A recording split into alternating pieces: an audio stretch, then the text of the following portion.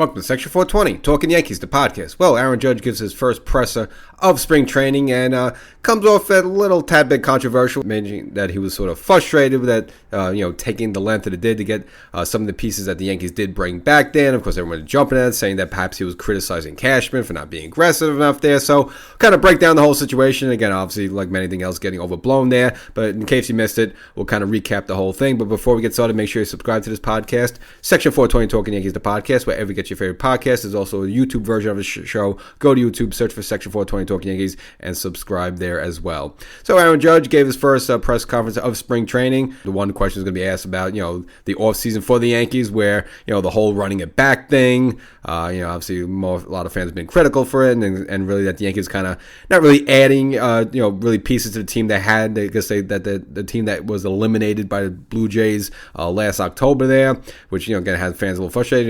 If you have a team that lost there and you don't really add anything, what are you doing there for 2026 there? So kind of understand that whole backdrop. I always try to keep it realistic. What the Yankees did, again, they made their big moves near the trade deadline, and they pretty much had everyone said who they had. So again, I just didn't know where fans were looking for astronomical changes. Obviously, the bullpen needed to be tweaked, especially the fact that they let Devin Williams and Luke Weaver go. But other than that, starting rotation and the position players, again, there wasn't really any room or opportunity there for any changes, nor did I think the Yankees were going to go bananas, Dodgers style in the free agent market. I mean, forget, at best, they were going to probably retain Bellinger, but I didn't see like Bellinger and Tucker or Bellinger and Bichette. Would that have been nice? Okay, and you can find a way to make that work, but it doesn't seem like the Yankees were interested in that. We have the team. We like this team. Obviously, you got to tweak a couple of extra maybe arms in the bullpen more or less, but this is the team we have, and we're going to look forward to 2026. And at some point, we're going to get Garrett Cole back, as well as you're starting the season off with Giancarlo Stanton, as long as there's no elbow issues. Doesn't seem like there is any at this moment. This is no news. And you have your third base situation where Ryan McMahon versus last year, you started the year off with DJ LeMahieu. So,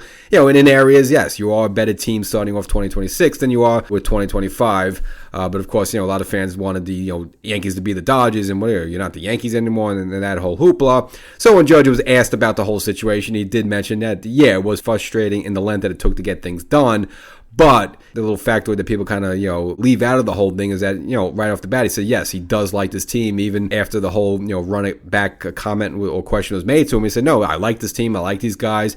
He's just a little upset it took as long as it did to, put the pieces back in and get everyone ready to go. But in no way did I see him as he was objecting to Cashman or saying that maybe Cashman should have done more with his team. This seems like he wanted these guys back. He wanted Trent Grisham back. Okay, that got done pretty early with the qualifying offer. Yeah, Bellinger dragged on probably longer than he wanted to, but I'm sure as Aaron Judge understands himself, he was a free agent a couple off seasons ago. It is a process. You have other teams involved, and for Bellinger, you want to make sure you get the best deal possible for yourself. So that kind of dragged out longer than they wanted to, but it did get done. And Paul Goldschmidt, maybe the Yankees weren't looking at him early on in the off season. I kind of thought it was a foregone conclusion he was gone, but eventually did get done. And again, as we mentioned here, that Goldschmidt signing that 1-year deal for $4 million. And he mentioned that there were other teams involved in him, perhaps even offering more money, but he did want to come back to the Yankees. Again, he liked his first season here. It was a positive contribution, and of course, he does have a relationship with Judge there, so it all made sense. Could that get done sooner? Yeah, but I don't think it was a big deal. Pretty much though, the Yankees kind of made their moves early on, the small moves like the Yarboroughs and Tim Hills of the world. But other than that, the team was pretty much intact, and it was just a question of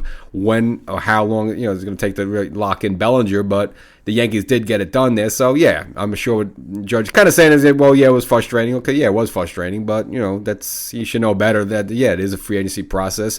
But the most important thing is that he does seem to like this team. So, and he did not say that, Cashman, there were more, there's more that he could have done, he should have done. That's what people are trying to portray him as, kind of saying he was not saying that. He was just pretty much saying, not really as an athlete or teammate hat on, but probably had more of a Yankee fan hat on to say, wait, come on, why is it taking so long here? You're the Yankees. Okay, well, Cashman was trying with Bellinger early on. He was trying the whole way. There was the initial offer. It was rejected. The Yankees had to go back to the negotiating table. We don't know if that was the second or third offer that finally Bellinger and Scott Boras locked in, but that's more on their end. It wasn't Cashman. He was aggressively trying to get him there. So I think the whole comment was like, come on, we're the Yankees. And maybe people saying, oh, well, the Yankees aren't acting like the Dodgers and all stuff. He's not happy with the payroll and all this other stuff. I just think more he just had his fan hat on versus a teammate professional baseball player hat on there. So I didn't read into that whole thing, but people are just trying to make hoopla of it. And really, Judge overall, since he's been here, he's never really said the wrong thing. And this might be the first time ever a comment of sorts that might have been,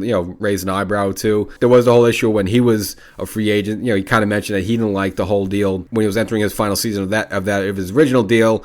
Cashman kind of put out the numbers there of what they offered him, and it was kind of a bad look for him just for the fact that at the time the country's economy wasn't doing well, and this guy's being offered like $200-something million, and he's turning it down. I mean, it was a bad look on him. And Judge, he did come out and actually did criticize, did not like the way Cashman did that. And I think a similar issue happened with Jeter and Cashman even years back on Jeter's last contract. I mean, Cashman kind of put the numbers out there publicly and say, hey, look, we made this great offer for him. This guy doesn't want to take it. It is a bad look on the athlete, so it is a little piece of strategy with him. But other than that, I mean, it's been pretty much overall smooth sailing with Judge, and at least Cashman and sort of comments said again he didn't appreciate it, but they kind of moved on and didn't get nasty after that. And again, I just didn't read anything to that like Judge wanted Tucker and Bellinger and Bo Bichette and making all these why are we not trading for Skubal. I didn't feel like Judge was in that position. I think Judge liked the team as well. I think he did like the running it back day. He did mention he likes his teammates, and he mentioned it is a young team, which overall relatively is. I mean, if you look at Austin Wells, young guy, first base. Ben Rice, young guy. Jazz, second base, young guy. Shortstop slash Volpe slash Cabrera right now, two young guys. Ryan McMahon, young guy, is like 31 years old. You look to the outfield, Bellinger, left field, young guy, 30 years old. Trent Grisham, 28, 29 years old, young guy in center field. And of course, Judge himself. I mean, he's kind of the old man at 34, going to be 35 in this season. So yeah, I mean, and of course, Giancarlo Stanton is 35, 36 himself there.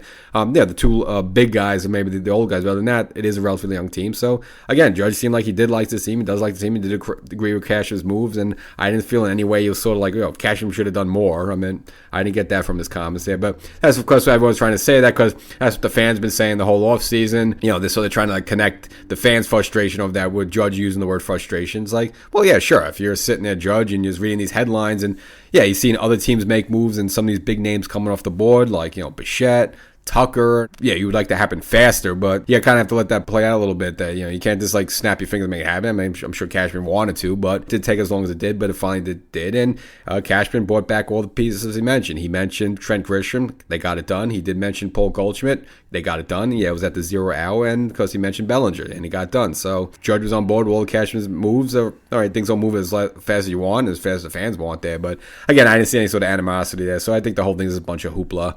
So that's the episode. Not really much to talk about. Again, this Judge's first presser there. He seemed okay with the running back method, if that's what people are calling it. I mean, he seemed to agree with all Cashman's moves, and I didn't see anywhere where he's fed, we should have done a lot more or anything like that. He seems to like this team overall. And again, he has the understanding. You're going to have a healthy Stanton to start the year. At some point, you get Cole, and again, you made your moves. The last trade deadline, bringing guys like McMahon, Rosario, you signed Rosario, Bednar, Doval for the back end of the bullpen. You have Cruz coming back healthy, and been bringing a lot of arms off the waiver wire and little trades and minor league deals. So they're going to still take over that bullpen, so it's not fully set yet, but it's still overall pretty decent.